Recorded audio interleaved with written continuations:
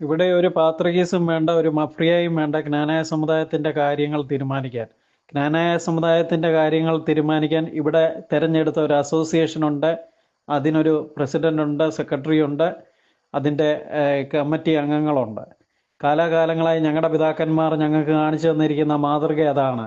ഞങ്ങളുടെ ഇടയിലെ പ്രശ്നം തീർക്കാൻ ഞങ്ങൾക്കറിയാം. അതിന് ഒരു വിദേശ ശക്തിയുടെയും സ്വാധീനമോ സ്വാതന്ത്ര്യമോ നമുക്ക് വേണ്ട.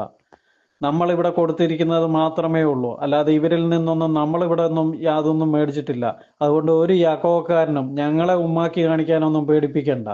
ഞങ്ങളുടെ സേവോറിയസ് തിരുമേനിയെ പാരമ്പര്യവും പൗരാണികതയും വിശ്വാസവും ഒന്നും പഠിപ്പിക്കാൻ ഒരു യാക്കോബയിലെ അച്ഛന്മാർ വളർന്നിട്ടുമില്ല.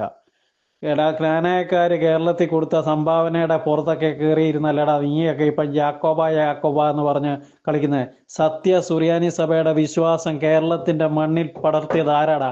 ജ്ഞാനായക്കാരാടാ, ഞങ്ങളുടെ പൂർവിക പിതാക്കന്മാരാടാ. ഇവിടെ വിശ്വാസത്തെ പിടിച്ചു നിർത്താൻ വേണ്ടി ത്യാഗം അനുഭവിച്ച് കൂനം കുരിശ് സത്യം നടത്തിയത് ആരാടാ? ഞങ്ങളുടെ ജ്ഞാനായക്കാരാടാ. ആരായിരുന്നടാ നസ്രാണി സിംഹം? ഞങ്ങളുടെ ജ്ഞാനായക്കാരനായിരുന്നടാ.